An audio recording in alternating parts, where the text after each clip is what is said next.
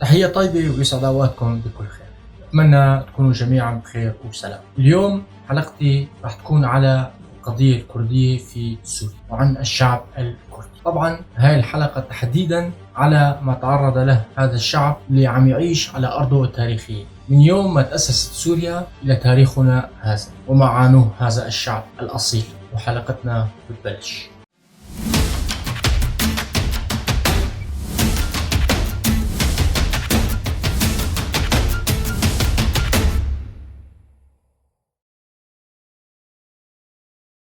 الشعب الكردي في كردستان الغربية أو في كردستان سوريا، سمي على كيفك، ما عندنا مشكلة. طبعا كرد سوريا ما اختاروا يكونوا سوريين، ولا الكرد العراقيين اختاروا، ولا تركيا ولا في إيران. يعني هن صاروا تحت رايات هاي الدول مو بإرادتهم، بل فرض عليهم. موضوع اليوم راح تكون تحديدا على كرد سوريا وقضيتهم فيها. يا ترى هن أقلية ولا شعب يعيش على الأرض؟ طبعا تاريخيا هم ليسوا تابعين لسوريا ولا يعتبرون أقلية، بل هم شعب يعيشون على أرضهم التاريخية. لكن إذا بدنا نروح على سوريا الحديثة، نعم هم أقلية كغير الأقليات في سوريا، رغم الأقلية بيحكموا سوريا، لكن ما راح نتدخل بهالشيء. طبعا كرد سوريا عم يشوفوا حالهم إنه هن أصحاب قضية مشروعة في سوريا، إلهم لغتهم، إلهم عاداتهم، إلهم تقاليدهم، ومن حقه يطالب بحقوقه المشروع. هذا الأرض قبل ما تتأسس شيء اسمه سوريا، وبما أنه هن انضموا لسوريا الحديثة فصار مثله مثل غيره من مكونات الشعب السوري عم يطالب بحقوقه. لكن ما يميز الشعب الكردي عن باقي المكونات المجتمع السوري أنه مجرد من كامل حقوقه، سياسي، ثقافي، اجتماعي، حتى اللغة. طبعا هذا الشعب تعرض لكامل أو كافة أشكال الاضطهاد من قبل الحكومات السورية المتعاقبة، وكل الممارسات اللي صار ضد هذا الشعب كان بيهدف إلى إنهاء وجوده في المنطقة. وفي كتير مراسيم رح نحكي عنها، وخاصة إحصاءات وما إحصاءات وهالشغلات اللي مارسوا تلك الأنظمة على أو محاربة وجود الشعب الكردي في سوريا. إذا حطينا التاريخ شوي على جنب، وإذا حكينا اليوم ضمن سوريا الحديثة وخلونا نختصر الوضع في سوريا الحديثة، فوجود الكرد في سوريا وجود تاريخي، مو مثل ما يروج له البعض من القومية وما أكثرهم طبعا أو الشوفينيين إنه الكرد الموجودين في سوريا هدول اجوا من تركيا، وخاصة بعد فشل ثورة الشيخ سعيد بيران في عام 1925.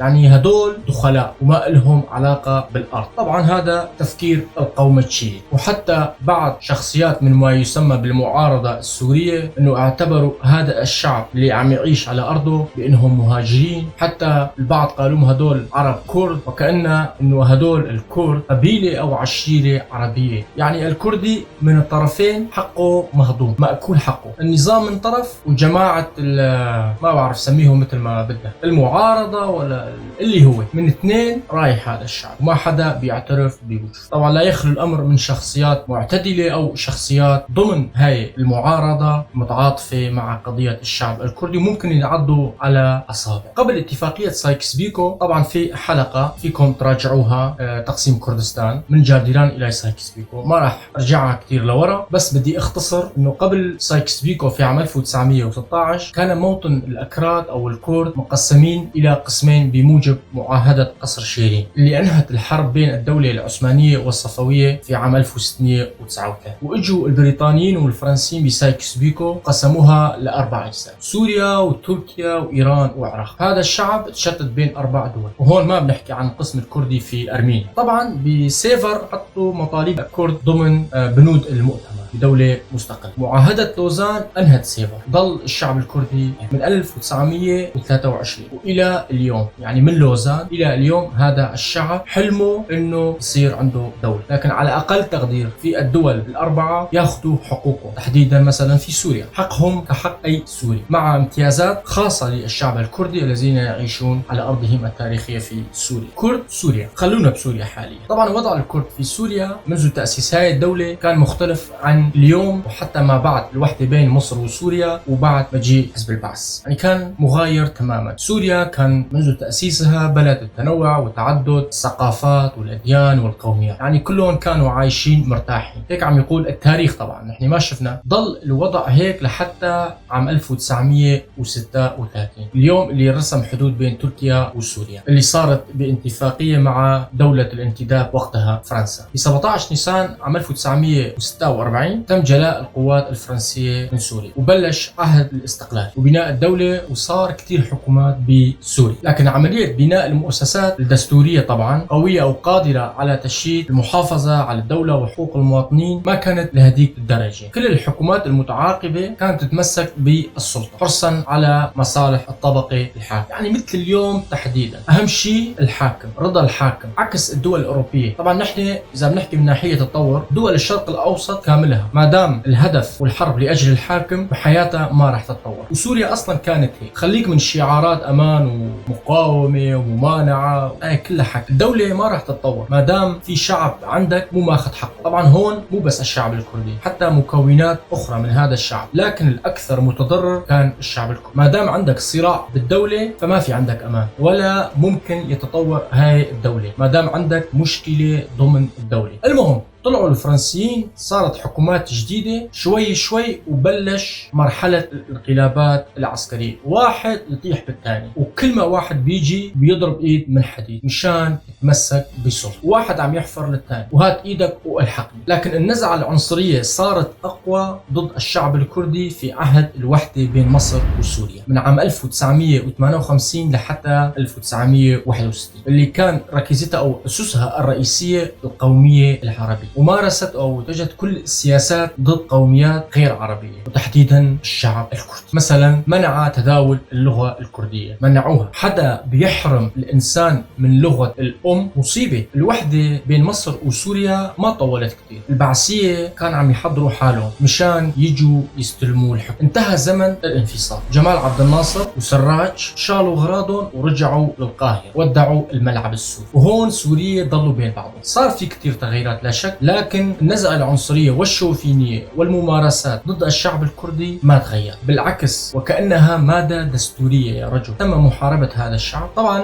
بعد الانفصال السلطة الجديدة ما غيرت من أساليبها أو عدائها ضد الكرد، وهذا الشيء تحديدا عم يبين من خلال الإحصاء، إحصاء استثنائي للسكان في محافظة الجزيرة حيث الأغلبية الكردية من خلال مرسوم 1962. وهاي السياسات استمرت لحتى ما اجت حكم حزب البعث ب 8 آذار 1963، وهون بلش مرحلة جديدة، مرحلة كأصعب مراحل عاشها الشعب الكردي من 63 حتى ما قبل الثورة السورية. البلد أخذ منحى آخر من القمع، من الاضطهاد، من العنصرية والشوفينية واعتقال واغتيالات وإلى آخره. يعني تعرض هذا الشعب إلى كامل وكافة أنواع وأشكال الاضطهاد في سوريا الأمنية، وما زاد الطين بلة من الممارسات اللي صارت هاي كلها طبقت على الأرض، اللي صار مثل برنامج حكومي بالنسبة للسلطة. طبعا خاصة بعد مجيء حزب البعث، برنامج محمد طلب هلال الملازم الأول ورئيس الشعبي السياسي. برنامجه كان يهدف إلى تعريب المنطقة الكردية وتهجير الكرد منها إن كانوا إلى خارج سوريا أو حتى من المناطق الكردية إلى الداخل السوري كالعاصمة دمشق، وصهر المجتمع الكردي في بوتقة القومية العرب من خلال أجهزة الاستخبارات والأجهزة الأمنية اللي كانوا عم ينفذوا هاي العملية. بنذكر لكم مقترحات محمد طلب هلال اللي كانت في عام 12/11 عام 1963 مثل ما اجت حرفيا في دراسته حول محافظة الحسكة ذات الغالبية الكردية الموجهة طبعا ضد الشعب الكردي ووجودهم في المنطقة. طبعا كان 12 مقترح. إليكم مقترحاتي. 1. أن تعمد الدولة إلى عمليات التهجير إلى الداخل مع التوزيع في الداخل ومع ملاحظة عناصر الخطر أولا فأولا، ولا بأس أن تكون الخطة ثنائية أو ثلاثية السنين، تبدأ بالعناصر الخطرة لتنتهي إلى العناصر الأقل خطورة وهكذا. 2. سياسة التجهيل، أي عدم إنشاء مدارس أو معاهد علمية في المنطقة، لأن هذا أثبت عكس المطلوب بشكل صارخ وقوي. 3. إن الأكثرية الساحقة من الكرد المقيمين في الجزيرة يتمتعون بالجنسية التركية، فلا بد لتصحيح السجلات المدنية، وهذا يجري الآن. إنما نطلب أن يترتب على ذلك إجلاء كل من لم تثبت جنسيته وتسليمه إلى الدولة التابعة لها. أضف إلى ذلك يجب أن يدرس من تثبت جنسيته دراسة معقولة وملاحظة كيفية كسب الجنسية، لأن الجنسية لا تكسب إلا بمرسوم جمهوري، فكل جنسية ليست بمرسوم يجب أن تناقش. تبقي من تبقي أي الأقل خطرا، وتنزع من تنزع عنه الجنسية لنعيده بالتالي إلى وطنه.